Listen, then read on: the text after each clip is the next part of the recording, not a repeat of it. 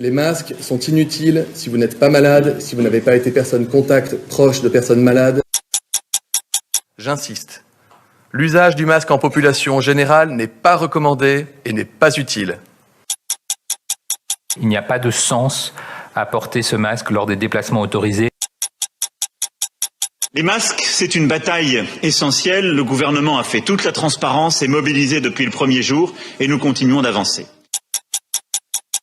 Nous encouragerons effectivement le grand public, s'il le souhaite, à porter des masques, en particulier ces masques alternatifs qui sont en cours de production.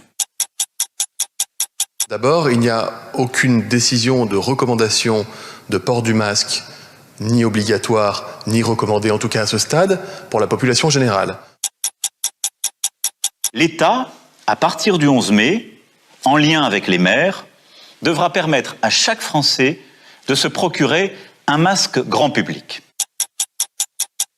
J'ai toujours plaidé pour l'accès au masque grand public.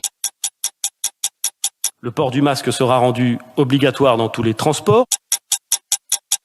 J'ai demandé à ce qu'on passe une étape au gouvernement et je souhaite que dans les prochaines semaines, on rende obligatoire le masque dans tous les lieux publics clos. On cherche les bons qualificatifs, c'est grave.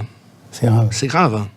On croirait à un numéro de Grand Guignol, parce que ce qui est drôle, c'est que c'est les mêmes intervenants qui disent tout et son contraire à quelques semaines d'intervalle. L'hydroxychloroquine ne l'est pas, elle est en vente libre, et j'imagine, je ne leur ai pas posé la question, qu'ils ont des signalements d'accidents. Mon sentiment, c'est que nous consommons souvent trop de médicaments, et que moins on en consomme, mieux on se porte. Voilà.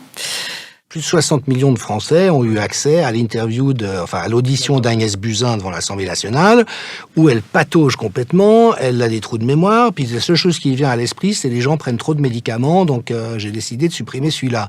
Mais je veux dire, comment est-ce que ça ne lui a pas coûté son poste, et comment ça n'a pas fait sauter le gouvernement ? Chaque fois que nous perdons une part de liberté au nom de la sécurité, au nom de la santé, on ne les retrouve plus.